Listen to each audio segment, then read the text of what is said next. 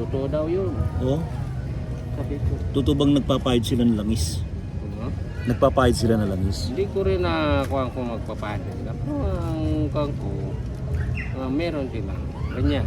Hindi naman na pwede na hindi ko naman kuha. Wala silang ilagay sa katawan nila. Totoo ba yung naghihiwalay yung kalahati ng katawan nila? Merong ganyan. Oo. Meron ding hindi. Amoy sila lalo na yung kuhaan, nagdarang tao. Naamoy nila yung malakas daw amoy nun eh. Kung malakas ang kanila. Mabango raw para sa kanila yung sanggol. Kahit Oh. malayo, mga ilang metro. Oo. Ganun daw ang kanila. Parang hindi sila mapalagay. Hindi raw nila mapigilan sarili nila. Kasi tingnan talaga yung buntis. Talaga. Ang nangyari daw. And yung sinabi ng anak, kasi anak niya.